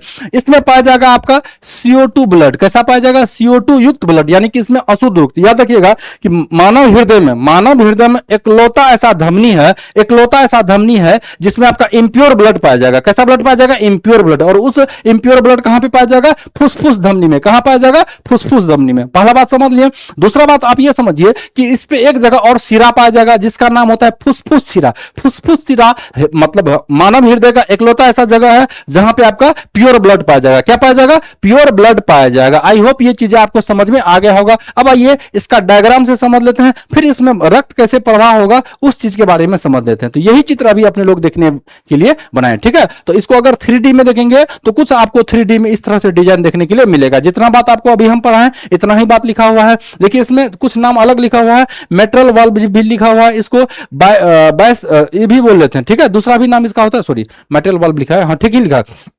तो देखिए सारा कुछ जितना भी मतलब अभी देखिए अपने लोग कुछ इमेज में भी इस तरह से देखने के लिए आपको मिल गया, ठीक है जी। अब समझ लेते हैं कि हमारे हार्ट से जो ब्लड निकलता है और शरीर से वापस ब्लड आता है, ये किस तरह से मतलब आपका फ्लो होगा। आइए इस बात को समझने का प्रयास कर लेते हैं। तो सबसे पहले अब आपको लेट नहीं होना चाहिए, फटाफट आपको समझ में आ जाएगा।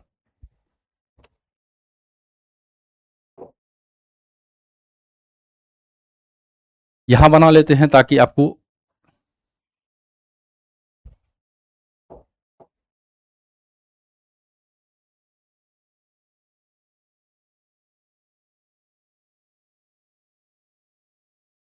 देखिए, ये रहा आपका महाधमनी और ये रहा आपका फुसफुस धमनी। यहां से जैसे ही ब्लड निकलेगा, ध्यान से सुनिए, इसको बोल लेते हैं महाधमनी। ये हो गया आपका महाधमनी। महाधमनी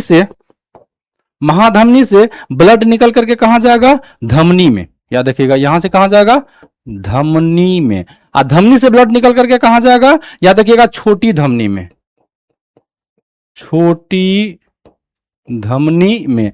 छोटी धमनी से ब्लड कहां जाएगा, अब छोटी धमनी में जैसे ही ब्लड आ जाएगा तो याद रखिएगा यहां से ये चले जाएगा केशिका के पास। कहां चले जाएगा, केशिका। अब केशिका होता है सबसे एंड वाला पॉइंट, इस केशिका से ही रक्त का आदान प्रदान होता है। इसको अपने लोग मतलब 3D फिगर में भी देखेंगे, पहले यहां से समझ लीजिए। इस केशिका से ही क्या होगा, शरीर में ब्लड जाएगा भी और आएगा भी, यानी कि जितना भी शरीर का अंग है, अंग बोल लीजिए या उत्तक बोल लीजिए, केशिका से ही क्या होगा, ब्लड जाएगा भी और आएगा। जैसे कि अपने लोग का शरीर है, इस शरीर में देख लीजिए केशिका के थ्रू से ही अंग में ब्लड जा रहा है, और अंग से जो अशुद्ध ब्लड है वो भी रिटर्न हो रहा है आपका केशिका में। कहां हो रहा है, केशिका में। अब थोड़ा सा हम इसका कलर चेंज कर लेते हैं। अब केशिका से फिर ही जाएगा छोटी सिरा पे, केशिका से रिटर्न कहां जाएगा, छोटी सिरा में जाएगा, और छोटी सिरा के बाद फिर ही कहां जाएगा, आपका सिरा में जाएगा।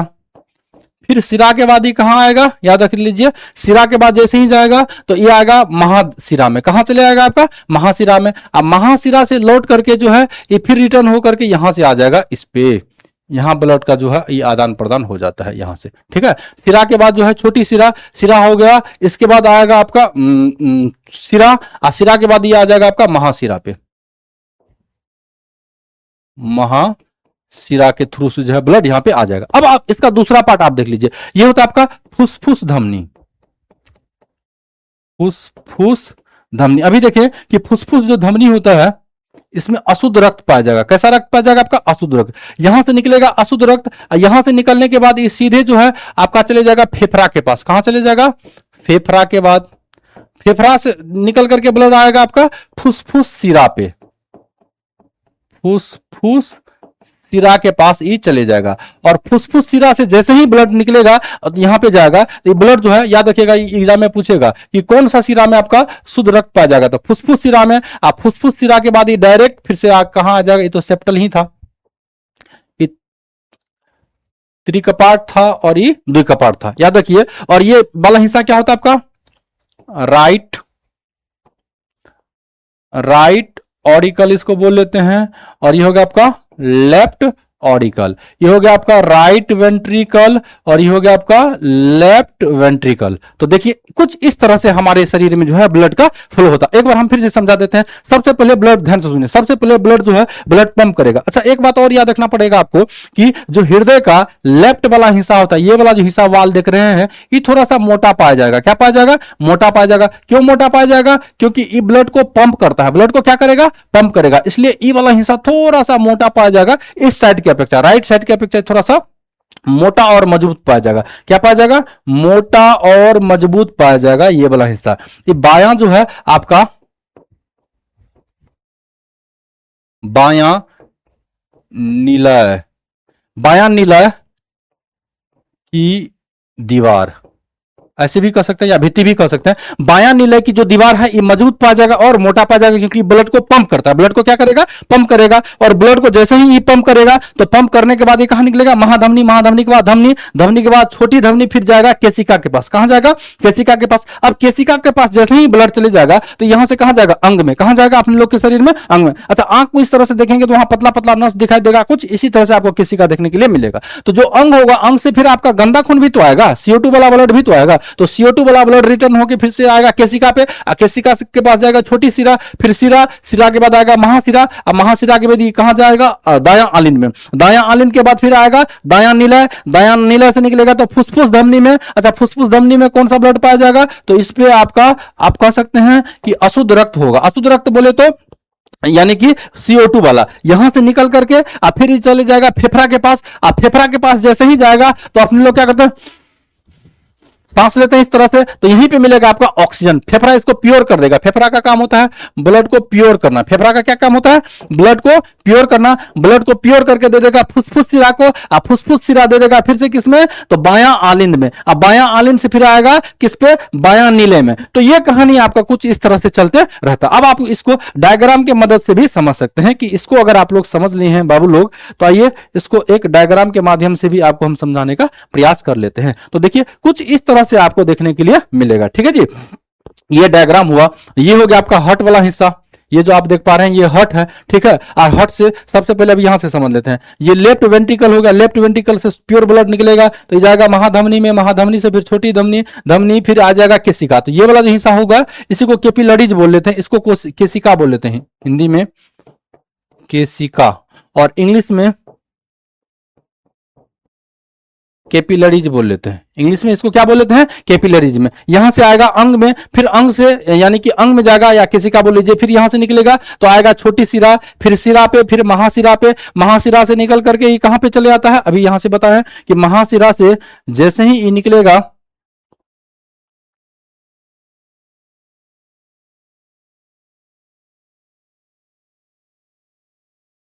ये रहा, महाशिरा से जैसे ही निकलेगा, या यहां से देखिए महाशिरा से कहां जाएगा आपका बायां आलिंद में, और सॉरी दायां आलिंद में, दायां आलिंद के बाद फिर कहां आएगा दायां नीले में, फिर इस तरह से इस साइकिल जो आपका चलते रहेगा। तो बताइए बच्चा लोग, यहां तक किसी को समझने में किसी भी प्रकार का अगर थोड़ा सा भाई त्रुटि हो तो एक बार बता दीजिए, हम एक बार कमेंट देख लेते हैं सभी बच्चा का कि आप लोग समझ पा रहे हैं कि नहीं पा रहे हैं, बताइए जी।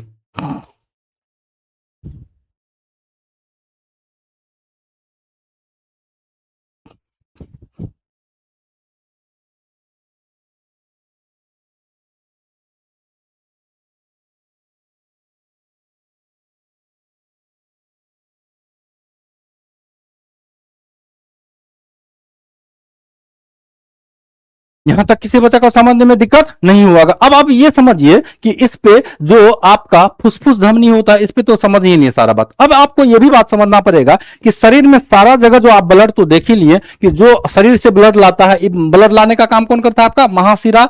महाशिरा काम करता है ब्लड लाने का। आपका जो महाशिरा ब्लड ला के कहां देता है आपका दायां आलिंद में, कहां देता है दायां आलिंद में। फिर इधर देखिए कि फेफड़ा से जो शुद्ध ब्लड आता है वो आता है बायां नीले में, बायां आलिंद में, बायां आलिंद के बाद फिर आता है बायां नीले में। ये तो देख लिए, लेकिन अब ये समझिए कि इतना बड़ा का जो तार का जाल बना हुआ था हमारे शरीर में, रक्त वाहिका बना होता है, एक्चुअली इसका लेंथ कितना होता है, तो इसका जो लेंथ होता है तकरीबन तकरीबन 100 किलोमीटर होता है। कितना होता है याद रखिए, 100 किलोमीटर तक होता है। अगर बात करें पृथ्वी की, किसकी बात करें, पृथ्वी की अगर मैक्सिमम रेडियस की बात किया जाए, कितना मैक्सिमम रेडियस की बात किया जाए तो ये तकरीबन तकरीबन आपका होता है 6378 होता है, 6378 किलोमीटर होता है। कितना होता है 6378 किलोमीटर। मैक्सिमम रेडियस पृथ्वी का कितना होता है 6378 किलोमीटर। यानी कि अगर बात करें कि पृथ्वी को हमारा जो शरीर में वेन लगा हुआ है यानी कि रक्त वाहिका लगा हुआ है, इस टोटल को अगर जोड़ दिया जाए तो पृथ्वी का लगभग ये 7 चक्कर कर देगा, 7 बार चक्कर लगा सकता है। कितना बार चक्कर लगा सकता है 7 बार चक्कर। अभी तो यहां पे आप छोटा सा चीज देख लें कि इतना जल्दी आ गया, लेकिन इतना जल्दी आएगा नहीं क्योंकि हमारा शरीर है और शरीर में बहुत सारा वेन लगा हुआ है यानी कि रक्तवाहिका लगा हुआ है। ये तकरीबन आपको 100 किलोमीटर वेन लगा हुआ है और 100 किलोमीटर वेन लगा हुआ है तो पृथ्वी को ही 7 बार चक्कर लगा सकता है। कितना बार लपेट सकता है पृथ्वी को 7 बार लपेट सकता है। इतना बड़ा जो है हमारे शरीर में जो है रक्तवाहिका पाया जाता है। तो यहां तक किसी बच्चा को समझने में दिक्कत नहीं हुआ होगा। अब आगे समझ लेते हैं, आगे ये समझ लेते हैं कि यहां तक अगर आपको चीजें समझ में बाबू आ गया है तो ये तो था शरीर का कहानी। लेकिन अब इसका कुछ हिस्सा और भी पाया जाता है, जैसे कि सर होगा, क्या होगा सर होगा, कंधा होगा। सर और कंधा से हार्ट में ब्लड लाने का कार्य कौन करेगा, तो इसका भी पॉइंट आप लिख लेंगे, ये भी आपके एग्जाम में आ सकता है। आप ये याद रख लीजिए, सर एवं कंधा से इंप्योर मतलब अशुद्ध, इंप्योर ब्लड को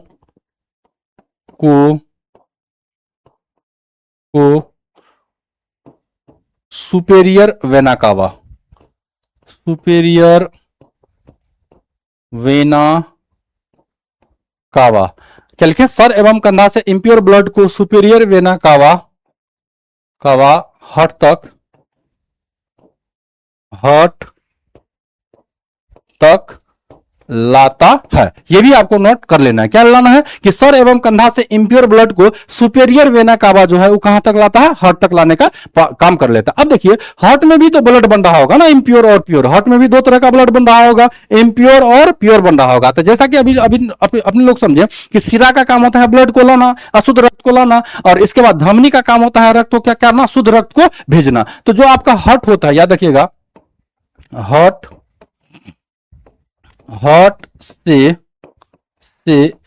या वाल भी कह सकते हैं, हार्ट से इम्प्योर ब्लड को कोरोनरी सिरा लाता है, कोरोनरी सिरा लाता है। और प्योर की बात करें तो हार्ट से हार्ट को स्वयं प्योर ब्लड कोरोनरी धमनी, कोरोनरी धमनी क्या लिखे, हार्ट को स्वयं प्योर ब्लड कोरोनरी धमनी पहुंचाता है, पहुंचाता है। ठीक है, तो तीन को पॉइंट अपने लोग और यहां से देखने के लिए मिल गए। इस तीनों पॉइंट को भी अपने लोग क्या करेंगे, याद कर लेंगे। ये भी हमारे एग्जाम में पूछ लिया जाता है, इतना बात को याद रखेंगे। तो बताइए जी, किसी बच्चा को दिक्कत, प्योर इम्प्योर ब्लड अपने लोग सारा ही समझ लिए हैं, और यहां से अब आगे समझने का प्रयास कर लेते हैं। किसके बारे में, तो हार्ट साउंड के बारे में। ठीक है जी, अब यहां से समझेंगे अपने लोग हार्ट साउंड, इसके बाद फिर समझेंगे अपने लोग बीपी के बारे में। ठीक है, तो यहां तक किसी बच्चा को दिक्कत नहीं है। अब आगे बढ़ लेते हैं और आगे जानने का प्रयास कर लेते हैं। आइए जी, अब समझ लेते हैं हार्ट साउंड के बारे में। किसके बारे में समझ लेते हैं, हार्ट साउंड के बारे में। तो आप सभी को अगर पता है तो ठीक है, नहीं तो ध्यान से सुनिए। हार्ट जो होता है इसमें दो तरह का साउंड होता है, एक होता है लब का और दूसरा क्या होता है आपका डब का। एक होता है लब का और डब का। तो देखिए इस पे लिखा हुआ क्या, यह ध्वनि सिस्टोलिक प्रेशर के कारण से होता है, इसका अंतराल लंबा होता है। यह ध्वनि डायस्टोलिक प्रेशर के कारण से होता है और इसका अंतराल छोटा होता है। यह ध्वनि इस पे थोड़ा सा गड़बड़ लिखा हुआ है हिंदी में। यह ध्वनि माइट्रल वाल्व, किसके द्वारा, माइट्रल वाल्व के कारण से होता है। अब माइट्रल वाल्व क्या होता है, तो माइट्रल वाल्व अभी पढ़े थे, द्विकपाट होता है। क्या होता है आपका, द्विकपाट होता है। यह ध्वनि अर्धचपाट के कारण से उत्पन्न होता है। इसमें हृदय सिकुड़ता है, इसमें हृदय क्या हो जाता है आपका, सिकुड़ जाता है। और इसमें क्या होगा, इसमें हृदय फैलता है, फैलने का मतलब रिलैक्स हो जाता है। क्या हो जाता है, रिलैक्स हो जाता है। एक हृदय धड़कन क्या कहलाता है, सिस्टोलिक प्लस जो डायस्टोलिक होता है, यही आपका हृदय धड़कन कहलाता है। यही क्या कहलाता है आपका, हृदय धड़कन कहलाता है। तो हृदय धड़कन यहां तक आपको चीजें समझ में आएगा। अब हृदय धड़कन को एक्चुअली सुना कैसे जाता है, तो हृदय धड़कन को सुना जाता है आपका इससे, इसको बोल लेते हैं, क्या बोल लेते हैं, स्टेथोस्कोप बोल लेते हैं। इसका नाम क्या है बाबू, स्टेथोस्कोप, स्टेथोस्कोप, स्टेथोस्कोप इसको बोल लेते हैं, या डॉक्टरी भाषा में इसको आला भी बोल लेते हैं। क्या बोल लेते हैं, आला भी बोल लेते हैं। या तो आप इस तरह से देख लीजिए या कुछ इस तरह से देख लीजिए। इस पे एक मैग्नेट लगा हुआ होता है, ये मैग्नेट से ही ध्वनि सुना जाता है। जैसे कि छाती पे रख दिया जाएगा, या आपको छाती पे रखने के बाद और डॉक्टर इस आला को क्या करेगा, कान में पहन लेता है, यानी कान में लगा लेता है, जिस तरह से हेडफोन लगाया जाता है, इस साउंड को सुना जाता है। अच्छा, इसका काम केवल हार्ट साउंड को ही नहीं सुनना होता, इसका काम आप फेफड़ा का भी साउंड को सुना जाता है। इसके बाद बड़ी आंत का जो होता है, पीछे से देखिएगा डॉक्टर यहां पर भी आपको लगा करके सुनेगा, या धमनी में यहां पीछे लगा करके भी इस तरह से आपको कुछ सुनेगा। तो ये था किसके बारे में, हार्ट साउंड के बारे में। तो हार्ट साउंड में आवाज होता है आपका लबडब का। किसका होता है, लबडब का होता है। इसके बाद इसमें और ये याद रखना पड़ेगा आपको कि जो आपका डब का आवाज होता है और लब का आवाज होता है, ये किस अंतराल में आपको पाया जाएगा। तो देखिए लब का जो आवाज होता है ये द्विकपाट और त्रिकपाट के बंद होने के कारण से होता है, और डब का जो आवाज होगा ये अर्धचंद्र कपाट के कारण से होता है। ये चीज अपने लोग समझ गए। अब आते हैं इसमें कुछ बात अपने लोग समझते हैं बीपी के बारे में। किसके बारे में समझ लेते हैं, बीपी के बारे में, कि एक्चुअली बीपी जो है वो क्या होता है। ठीक है जी, आइए बीपी के बारे में थोड़ा सा जान लेते हैं कि बीपी क्या चीज होता है। तो देखिए बीपी का पूरा नाम होता है ब्लड प्रेशर, ब्लड प्रेशर होता है। क्या होता है, ब्लड प्रेशर। अब ये ब्लड प्रेशर जो होता है बाबू, ये नॉर्मल इंसान की ब्लड प्रेशर की अगर बात किया जाए वो कितना होता है, तो नॉर्मल व्यक्ति का बात किया जाए तो वो कुछ आपको इस तरह से पाया जाएगा, 120 बटे कितना पाया जाएगा, 80 mmHg पाया जाएगा। कितना पाया जाएगा, 120 बटे 80 mm जो है वो कितना पाया जाएगा। एक स्वस्थ व्यक्ति का जो रक्तदाब होता है वो कितना पाया जाता है, 120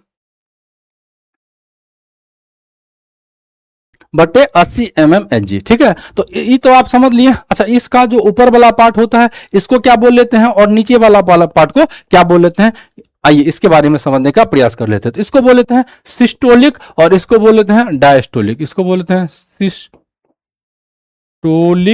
और इसको बोल लेते हैं डायस्टोलिक। सिस्टोलिक प्रेशर, प्रेशर को हम शॉर्ट में पी लिख देते हैं, और इसको बोल लेते हैं डायस्टोलिक प्रेशर। यानी कि जैसे ही हमारा निलय जो है, निलय वाला हिस्सा जो है ब्लड को पंप करता है तो ये 120 mmHg की स्पीड से हमारे शरीर में फैल जाता है। लेकिन जब ये रिलैक्स होता है, यानी कि क्या होता है, फैलता है, तो इस स्थिति में जो ब्लड जो वापस आता है ये 80 mmHg के हिसाब से हमारे शरीर में आता है। इसको बोल लेते हैं डायस्टोलिक। क्या बोल लेते हैं? डायस्टोलिक बोल लेते हैं। क्या बोल लेते हैं इसको? डायस्टोलिक बोल लेते हैं। ठीक है जी, तो डायस्टोलिक और ये चीज दोनों आप लोग समझ चुके हो। अब आते हैं कि एक्चुअली अलग अलग अवस्था में जो ब्लड का जो ये होता है अलग अलग होता है। अब इसका कुछ और पॉइंट अपने लिए जान लेते हैं। अगर बात किया जाए कि एडल्ट पर्सन में, एडल्ट मतलब हुआ वैक्स, एडल्ट में हृदय धड़कन, हृदय धड़कन जो है वो कितना बार का होता है? तो याद रखिएगा, ये औसतन बता रहे हैं 72 बार प्रति मिनट, 72 बार प्रति मिनट, प्रति मिनट धड़कता है। कितना बार धड़केगा? 72 बार। अच्छा, एक बात यहां से आप नोटिस किए होंगे कि आप जब डॉक्टर के पास जाए होंगे तो देखिए रेडियल सिरा को, किसको? रेडियल सिरा, यानी कि ये जो आप फिंगर देख पा रहे हैं मेरा, जिसको बोले तो अंगूठा, इसके नीचे अगर आप यहां से दबा के देखेंगे तो यहां आपको कुछ अपडन अपडन मारेगा। क्या करेगा? अपडन अपडन मारेगा। यहीं से हार्ट यानी कि हृदय नाड़ी को भी गति को क्या किया जाता है? अनुमान लगाया जाता है। ये तो था किसके लिए? एडल्ट पर्सन के लिए। औसतन लिख रहे हैं या हम यहां लिख देते हैं, ये एवरेज, एवरेज को बताता है। किसको बताता है? एवरेज को। कम ज्यादा भी हो सकता है। अगर आप दौड़ेंगे घोड़ा की तरह, कुत्ता की तरह हाफेंगे तो हार्ट बीट क्या हो सकता है? अधिक भी हो सकता है। इसके बाद अगर बात करें बूढ़ा व्यक्ति में, अब शॉर्ट में ही लिख देते हैं, बूढ़ा व्यक्ति में अगर कितना मिनट प्रति मिनट धड़केगा? तो आप याद रखिएगा 60 बार धड़केगा प्रति मिनट, प्रति मिनट। अगर ये बच्चा की बात किया जाए आपके क्वेश्चन की दृष्टि से, आपके एग्जाम की दृष्टि से, तो बच्चा में धड़कता है 120 बार। याद रखिएगा, बच्चा में कितना बार धड़केगा? 120 बार प्रति मिनट धड़कता है। अगर इसके बाद बात किया जाए भ्रूण अवस्था में, तो भ्रूण में सबसे अधिक बार धड़कता है। भ्रूण में अगर बात किया जाए तो ये 150 बार धड़केगा। कितना बार? 150 बार प्रति मिनट धड़कता है। ओके जी, अब आगे ये समझ लेते हैं अपने लोग कि हमारे शरीर में एक्चुअली रक्त कितना पाया जाएगा। तो हमारे शरीर में 5 से 5.5 लीटर रक्त होता है। कितना रक्त होता है? इतना रक्त होता है। अब आपको यह भी एग्जाम में पूछेगा कि एक बार में हृदय 70 ml रक्त को क्या कर लेता है? पंप करता है। क्या करता है? पंप करता है। कोई दिक्कत यहां तक समझने में? इतना ml रक्त को एक बार पंप कर लेता है। तो आप ये बताइए कि एक मिनट में हमारा हार्ट कितना बार धड़कता है? 72 बार। कितना बार धड़कता है? 72 बार धड़कता है। तो 72 को अगर 70 से गुना किया जाए तो जीरो यहां पहले लगा दीजिए, 7 दूनी 14, 7 सत्ते 49, 1 50, ये 540 ml रक्त हो गया। तो देखिए हमारे जो बॉडी में रक्त पाया जाता है वो 5 से 5.5 लीटर पाया जाएगा। अब जो बहुत विशाल शरीर होगा, खल्ली टाइप का होगा, तो उसके शरीर में तो थोड़ा रक्त ज्यादा होगा। तो नॉर्मल की बात किया जाए तो एवरेज तो औसतन 5 लीटर पाया जाएगा। यानी कि 5 लीटर ब्लड को पंप करने में, 5 लीटर ब्लड को पंप करने में हार्ट को 1 मिनट में 72 बार धड़कना पड़ता है। कितना बार धड़कना पड़ता है?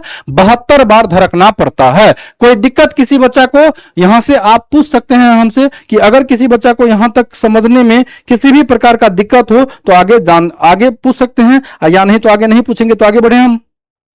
अब आगे आइए, देखिए कभी कभी रक्तचाप जो है वो क्या हो जाता है? उतार चढ़ाव होता है, यानी कि कभी बढ़ जाता है, कभी क्या हो जाता है? घट जाता है। अभी देखें कि नॉर्मली अगर रक्तचाप की बात किया जाए, यानी बीपी की बात किया जाए, तो कितना होता है?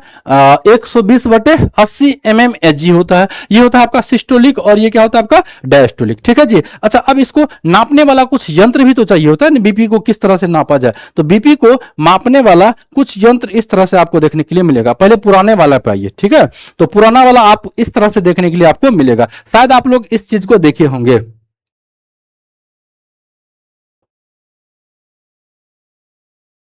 इसका क्या नाम है बाबू? एस्फैग्मोमैनोमीटर। एस्फैग्मोमैनोमीटर, इस यंत्र का क्या नाम है? स्फैगमोमेनोमीटर। ये आपको ओल्ड टाइप का दिख रहा होगा। इसके बाद जो आया था ये आया था दूसरा नंबर में, इस टाइप का आया था, और तीसरा नंबर में जो है आपको इस टाइप का देखने के लिए मिलेगा। अभी मॉडर्न में कुछ आपको इस तरह से भी देखने के लिए मिलेगा। वैसे ये मोबाइल में दिखा हुआ है, ठीक है, इसको मत मानिएगा। आपको ये आपका पुराना वाला हो गया और ये क्या होगा? आपका न्यू वाला हो गया। अब आगे समझ लेते हैं, क्या समझ लेते हैं इसी पे। इस पे अब अपने लोग के लिए जानने के लिए ये मिल रहा है। आगे क्या जानेंगे? आगे ये जानेंगे कि जब कभी भी किसी भी व्यक्ति का अत्यधिक क्या हो जाता है, रक्तदाब हो जाता है, तो इसको हाइपरटेंशन बोल लेते हैं या हाइपोटेंशन बोल लेते हैं। इसके बारे में अपने लोग कुछ जानने का प्रयास कर लेते हैं। तो आइए आगे जान लेते हैं। एक होता है हाइपोटेंशन, एक होता है आपका हाइपरटेंशन। एक होता है हाइपोटेंशन, एक होता है आपका हाइपरटेंशन। एक होता है आपका हाइपर टेंशन, इसको बोलते हैं हाई, इसको बोलते हैं high blood pressure. High blood pressure, high blood pressure यानी कि ब्लड प्रेशर अगर किसी भी आदमी का बढ़ जाए, सपोज कीजिए कि 120 था ना, तो सपोज कीजिए कि 120 ना हो करके ये हो जाए 140। कितना हो जाए? 140। और नीचे अगर हम बात करें कि 120 80 था ना, तो 80 के जगह पे अगर हम 90 कर दें, कितना कर दें? 90 कर दें। इतना mmHg अगर किसी आदमी का ब्लड प्रेशर हो जाए तो उस आदमी को पूरा दौरा चढ़ जाता है, और इस सिचुएशन को बोल लिया जाता है क्या? हाइपरटेंशन। क्या बोल लिया जाता है? हाइपरटेंशन। इसका समझ जाएंगे। HBP का मतलब हुआ हाई ब्लड प्रेशर। क्या हो गया? High blood pressure. अच्छा, दूसरा होता है हाइपोटेंशन। क्या होता है? हाइपोटेंशन। अब ये हाइपोटेंशन क्या बोला है? तो हाइपोटेंशन कुछ नहीं है, इसको बोल लेते हैं लो ब्लड प्रेशर। क्या बोल लेते हैं? Low blood pressure. क्या बोल लेते हैं? Low blood pressure. अच्छा, लो ब्लड प्रेशर कितना हो सकता है? तो कुछ कम हो सकता है उससे। जैसे कि 120 था ना, तो हम यहां समझने के लिए ले रहे हैं, मान लीजिए इसको कर रहे हैं 100। क्या कर रहे हैं? 100। और नीचे 80 था ना, तो हम इसको 60 कर लेते हैं। कितना कर लेते हैं? 60 कर लेते हैं। 60 कर लीजिए या कुछ भी कर लीजिए, थोड़ा सा लेकिन कम कर लीजिए। 60 कर लेते हैं। इतना mmHg, इतना क्या कर लेते हैं? mmHg कर लेते हैं। तो ये भी हमारा क्या हो गया? आप लो ब्लड प्रेशर हो गया। इसको बोल लेते हैं हाइपोटेंशन। इसको क्या बोल लेते हैं? हाइपोटेंशन। तो बताइए, अब यहां तक अपने लोग समझ गए हैं। अब कुछ बीमारी के बारे में पढ़ा जाए।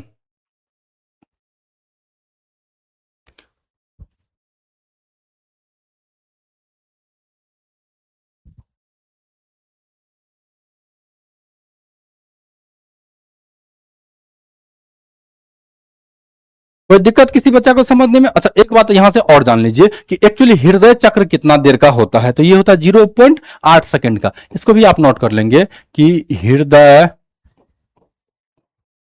चक्र जो होता है वो 0.8 सेकेंड का होता है। क्यों होता है? अभी समझते हैं। क्योंकि देखिए, 1 मिनट में कितना सेकेंड होता है? हृदय जो है 72 बार धड़कता है। कितना बार? 72 बार धड़कता है। कितना मिनट में? 1 मिनट में। ठीक है, लेकिन 1 मिनट में कितना सेकेंड होता है? 60 सेकेंड होता है। तो 60 सेकेंड में 72 बार धड़केगा, तो 72 को अगर भागा दे देंगे तो अप्रोक्सीमेट जो है ये 0.8 सेकेंड आ जाएगा। कितना आ जाएगा? 8 सेकेंड आ जाएगा। अच्छा, यहां से एक क्वेश्चन और बनता है कि हृदय जो है अगर अनैच्छिक क्रिया से अगर स्वाभाविक रूप से चलते रहता है तो हृदय आराम कब करेगा? तो याद रखिएगा, हृदय हृदय हृदय दो धड़कनों के बीच, दो धड़कनों के बीच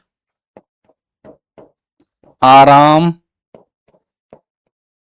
करता है। कितना धड़कनों के बीच आराम करेगा? 2 धड़कनों के बीच जो है ये आराम कर लेगा। कोई दिक्कत किसी बच्चा को समझने में?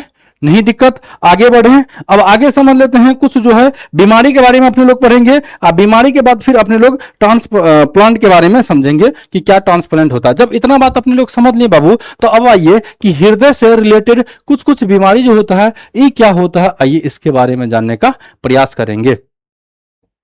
ठीक है, तो देखिए, अब कुछ बात ऐसा होता है, इसके बारे में जान लेते हैं कि जब कभी भी आदमी को हृदय से संबंधित रोग हो जाए, तो हृदय से संबंधित अगर रोग हो जाता है तो इस सिचुएशन में याद रखिएगा उस व्यक्ति को बीटा ब्लॉकर नाम का दवा दिया जाता है। कैसा दवा दिया जाता है? बीटा ब्लॉकर नाम का दवा जो है उसको दिया जाता है। अच्छा, ये बीटा ब्लॉकर दवा क्या होता है? तो ये दवा का जो है जनरल नाम है। इसके शुरू में या अंत में, अंत ही बोल सकते हैं, अंत में OLOL लिखा हुआ रहता है। क्या लिखा होता है? OLOL लिखा हुआ रहता है। इसके एग्जाम्पल में अगर आप देखना चाहेंगे तो एटेनोलोल दवा आता है, फिर मेटोप्रोलोल दवा आता है, फिर प्रोप्रानोलोल दवा आता है, यानी सब में लोल लगा होगा। क्या लगा होगा? लोल। आप पढ़िएगा तो बकलोल मत पढ़ लीजिएगा, ठीक है, ऐसे बोला जाता है आदमी बकलोल कहीं का, तो इसमें भी क्या लगा हुआ है? लोल लगा हुआ है। तो आपको ये बीटा ब्लॉकर जो है आपको कुछ दवा इस तरह से देखने के लिए मिल जाएगा। अच्छा, एक बात इसमें होता है आपका, याद रखिएगा कि एक लैब होता है, ठीक है, जिसका नाम होता है कैथ लैब। क्या होता है आपका? कैथ लैब होता है। अब ये कैथ लैब क्या वाला होता है? तो कैथ लैब में क्या किया जाता है? तो कैथ लैब ये होता है कि जब कैथ लैब के बारे में हम आपको यहीं से सुना देते हैं, ठीक है, थोड़ा सा यहां से जान लेते हैं कि कैथ लैब क्या होता है।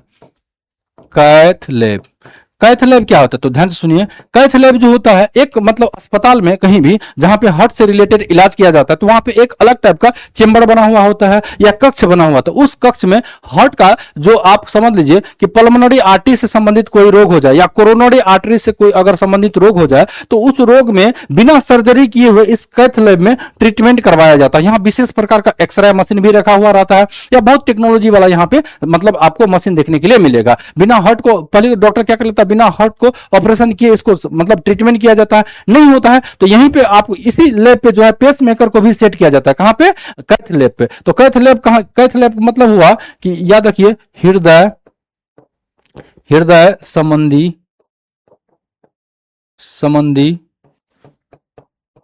रोगों का उपचार जो है वो कहां किया जाता है? कैथ लैब में किया जाएगा। कहां किया जाएगा? कैथ लैब में किया जाएगा। तो चलिए अब कुछ बात समझ लेते हैं हृदय प्रत्यारोपण के बारे में। तो देखिए ध्यान से सुनिएगा कि जब भी किसी आदमी का हृदय ठीक से काम नहीं कर पाता है तो उस सिचुएशन में क्या किया जाता है? हृदय का प्रत्यारोपण किया जाता है, यानी एक आदमी का हृदय जो है दूसरे आदमी में लगाया जाता है। तो आपको ये याद रखना पड़ेगा कि विश्व में प्रथम जो था, सबसे पहले जो था हृदय प्रत्यारोपण किसने किया था? तो डॉक्टर क्रिश्चियन बर्नार्ड ने किया था। किसने किया था? डॉक्टर क्रिश्चियन बर्नार्ड ने किया था। और डॉक्टर क्रिश्चियन बर्नार्ड जो थे उन्होंने कहां किया था? कब किया था? 1967 में किया था और साउथ अफ्रीका में किया था। अच्छा, भारत में दो बात आपको याद रखना पड़ेगा। एक पहला बार किया गया था आपको मुंबई में, तो मुंबई में किया गया था तो ये विफल हो गया। क्या हो गया? विफल हो गया, यानी सक्सेस नहीं हुआ। इनका क्या नाम था? भारत में प्रथम अगर आपको पूछे हृदय प्रत्यारोपण तो डॉक्टर प्रफुल्ल कुमार थे। कौन थे? डॉक्टर प्रफुल्ल कुमार थे। ये असफल हो गया। क्या हो गया? असफल हो गया। ये कहानी है 1968 का। KEM का, कहां है?